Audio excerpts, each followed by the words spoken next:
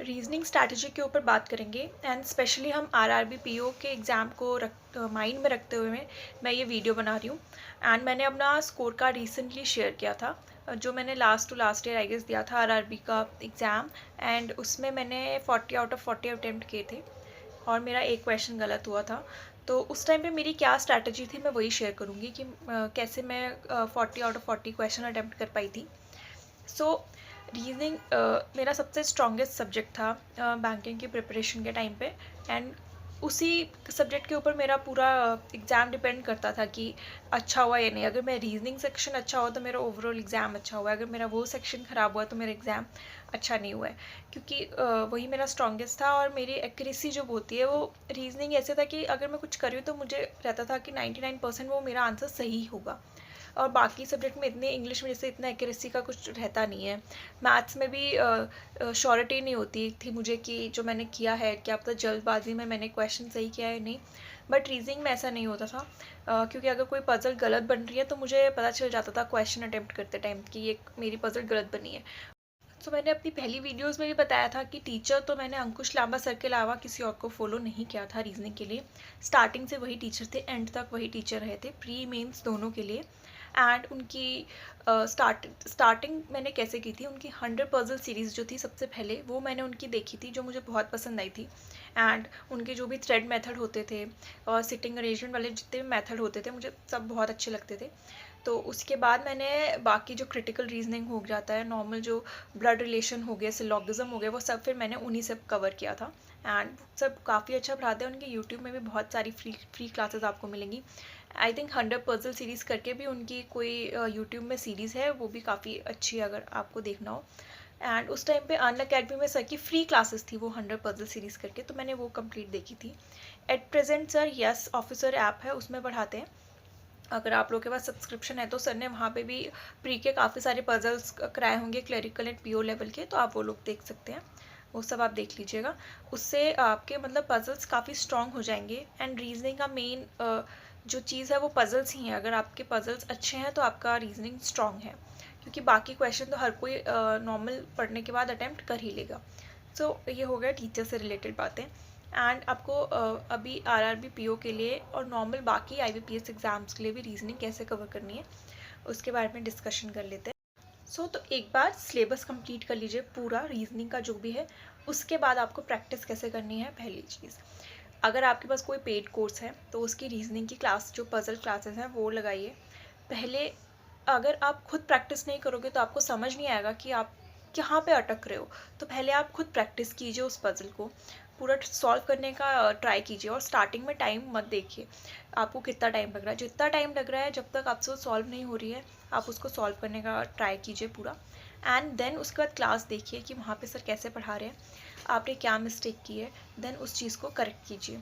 ये हो गया क्लासेस देखने का एक तरीका। नेक्स्ट, मॉक्स तो आपको लगाने हैं इस टाइम पे, क्योंकि एग्ज़ाम पास में है तो आपको कम से कम 2 मॉक तो देने ही हैं। एक बार पीओ का दीजिए, एक बार क्लरिकल का दीजिए। एंड इसका एनालिसिस बहुत ज़्यादा इंपॉर्टेंट है, क्योंकि आप जब कोई पजल कर रहे हो तो ऊपर टाइम लिख के आ जाता है कि आपने ये पूरा क्वेश्चन कितने टाइम में किया है। तो वो टाइम देखिए, फिर उस चीज़ को इम्प्रूव कीजिए। अगर आपको ज़्यादा टाइम लग रहा है तो आपको समझ आएगा कि कौन से टॉपिक में आपको ज़्यादा टाइम लग रहा है, कहाँ पे कम लग रहा है। उससे ये क्लियर हो जाएगा कि आपका क्या चीज़ स्ट्रॉन्ग है और कहाँ पे आप अटक रहे हो। तो उस चीज़ पे वर्क कीजिए। एंड मॉक देने के बाद उसको कंप्लीट एनालिसिस कीजिए, कंप्लीट जितना टाइम लगता है दीजिए, उसका एनालिसिस कीजिए। मॉक टेस्ट देने के बाद नॉर्मल थर्ड चीज़ जहाँ से आप रिवीजन कर सकते हैं वो है आप टेलीग्राम पे पीडीएफ सर्च कीजिए। आपको बहुत सारे पीडीएफ्स मिल जाएंगे टेलीग्राम पे, वो पीडीएफ्स लीजिए पजल्स के। अभी मैं पजल्स के बारे में ही बात कर रही हूँ, तो पजल्स के वो पीडीएफ लीजिए एंड टाइमर के साथ उनको सॉल्व करने का ट्राई कीजिए। तो उससे आप कंप्लीट सॉल्व कर सकते हो। बहुत सारे आपको पीडीएफ टेलीग्राम पे मिल जाएंगे। ये सब हो गया पजल से रिलेटेड। एंड उसके बाद जो टॉपिक्स बचते हैं जैसे कि सिलॉगिज्म हो गया, ब्लड रिलेशन हो गया, इनक्वालिटीज़ हो गए, और एक जो अल्फ़ा न्यूमेरिक सीरीज़ और न्यूमेरिक सीरीज़ जो भी आती है, जो अप्रॉक्स 15 मार्क्स तो आईबीपीएस में कवर करते ही करते हैं। एंड आरआरबी में भी उनका 15 से 20 तक वेटेज रहता ही है, अराउंड 15-16 तो आप रख ही सकते हो, इतना तो रहेगा ही। उन टॉपिक्स को कवर करने के लिए जैसे सिलेबस आपने कवर कर लिया तो आपको आइडिया है कैसे उनको सॉल्व करते हैं। उनकी प्रैक्टिस के लिए तो मॉक टेस्ट से ज़्यादा बेस्ट कुछ भी नहीं है। मॉक टेस्ट लगाओ और देखिए, अगर आप वहाँ पे अगर सिलोगिज्म जैसे अगर आप कर पा रहे हो, बिल्कुल आपके पूरे करेक्ट हो रहे हैं, तो कोई डरने की बात नहीं है।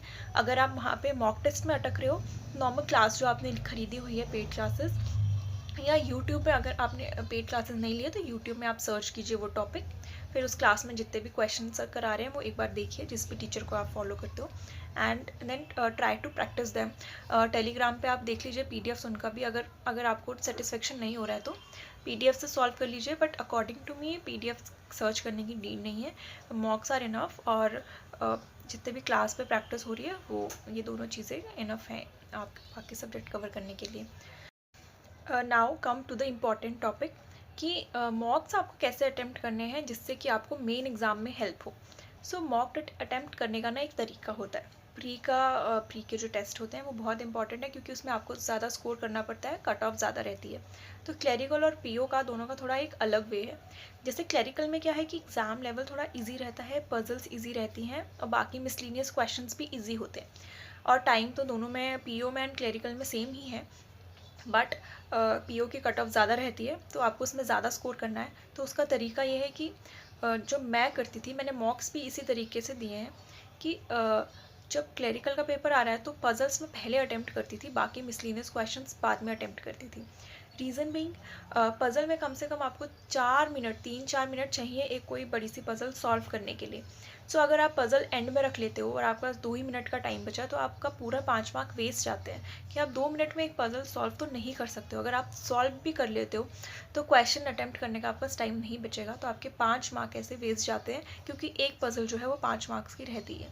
और वहीं आपने अगर पज़ल्स पहले सॉल्व कर लिए हैं और आपके पास एंड में 2 मिनट बाकी हैं और मिसलीनियस बचे हैं, तो आप मिसलीनियस क्वेश्चन 2 मिनट में कम से कम 6 क्वेश्चंस तो अटैम्प्ट कर ही लोगे, इतना आप कर सकते हो।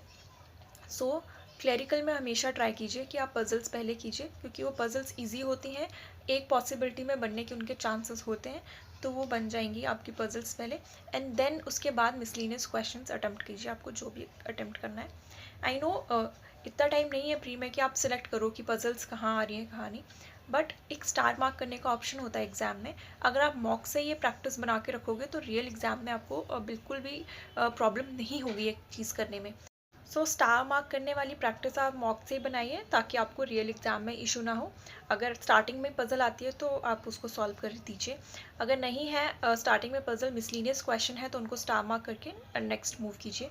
क्योंकि इतना तो आपको आइडिया है कि अगर कोई क्वेश्चन आ रहा है, जैसे सिलॉग आ रहे हैं, तो कम से कम 5 क्वेश्चन होंगे, मिनिमम 3 भी हो सकते हैं, बट ऐसा ही होता है। तो नहीं, जैसे पज़ल आए उसको सॉल्व करके ख़त्म कीजिए। बट ये चीज़ आपको पीओ एग्ज़ाम में नहीं करनी है, पीओ प्री में, क्योंकि पीओ प्री की जो पज़ल्स हैं वो थोड़ी डिफ़िकल्ट होती हैं सॉल्व करने में। अगर आप कहीं स्टक कर गए स्टार्टिंग में ही तो आपका पूरा पेपर छूट जाएगा, क्योंकि मेरे साथ बहुत हुआ है जब मैं न्यू एग्ज़ाम देने लगी थी कि मैं पज़ल्स पहले उठा लेती थी। अगर पीओ का पेपर है और मैं स्टक कर गई और मुझे पता ही नहीं चलेगा, 5-6 मिनट का एक ही पज़ल में ख़त्म हो गया और वो सॉल्व भी नहीं होती थी। सो इट्स बेटर, बाकी जो मिसलिनियस क्वेश्चन है 15 मार्क्स के, आप उनको पहले कंप्लीट कीजिए, 15 मार्क्स अपने सिक्योर कीजिए, देन जंप टू पजल्स। फिर आप पजल्स ट्राई कीजिए। पजल्स में भी आपको सिलेक्ट करने का तरीका आना चाहिए कि आप कौन सी पजल बना सकते हो। ये चीज़ आपको प्रैक्टिस से आएगी। जितना आप पजल प्रैक्टिस करोगे उतना आपको समझ आ जाएगा कि इस टाइप की पजल मैं इजीली सॉल्व कर सकता हूँ, एंड ये वाली पजल्स में मुझे टाइम लगेगा या मैं स्टक हो सकता हूँ। ठीक है, ये चीज़ आपको पता होनी चाहिए और ये प्रैक्टिस से ही आएगी। सो इसीलिए आप पजल्स को एंड में अटैम्प्ट कीजिए उसमें, और जो आपको टॉपिक्स पजल्स के आपके स्ट्रॉन्ग हैं वो आप पहले अटैम्प्ट कीजिए, उससे अपने मार्क्स सिक्योर कीजिए। एंड आरआरबी पीओ में भी मैंने यही किया था, जैसे ही पज़ल मेरी आई थी तो मैंने उनको स्टार मार्क करके स्किप किया था।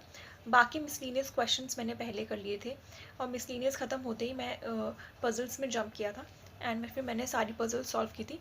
और ट्रस्ट मी, हर पज़ल एक पॉसिबिलिटी में बनना मुश्किल है पीओ एग्ज़ाम में, और इतना टाइम नहीं होता है। तो मुझे उस टाइम पे आइडिया हो चुका था कि ये पज़ल मैं कर सकती हूँ, ये नहीं कर सकती हूँ। तो जो मुझे लगता था मैं कर सकती हूँ, मैंने वो पहले करके ख़त्म की। देन मैंने लास्ट में डिफ़िकल्ट वाली जो जिस टॉपिक में मैं स्ट्रॉन्ग नहीं थी, जैसे कि ब्लड रिलेशन वाले पजल्स आ जाते थे तो मेरे से नहीं होते थे, तो जैसे वो क्वेश्चंस मैं हमेशा एंड के लिए रखती थी। और सच मानो वो एक पॉसिबिलिटी में नहीं बनते थे, 2-2 पॉसिबिलिटी साथ में लेके चलनी पड़ती थी, और उस टाइम पे मेरा हो चुका था। तो यही है रीजनिंग का बेस्ट वे प्रैक्टिस करने का। एंड मॉक्स अटेम्प्ट करने का एंड नॉर्मल घर पे बैठ के प्रैक्टिस करने का। सो मेरी स्ट्रैटेजी मैंने शेयर कर दी है, और ज़रूरी नहीं है आप मुझे ब्लाइंडली फॉलो करें। जो मेरी स्ट्रैटेजी है, आपको पता होना चाहिए कि आपके लिए क्या चीज़ अच्छी है, आप किस में स्ट्रॉन्ग हैं, और आपको कौन सा टीचर का समझ आ रहा है, किस चीज़ से आपको हेल्प हो रही है। सो आप वो चीज़ फॉलो कीजिए। सजेशन सबसे लीजिए, बट करें वही जो आप जिसमें आप स्ट्रॉन्ग हो, जो आपके लिए अच्छा हो। Thank you.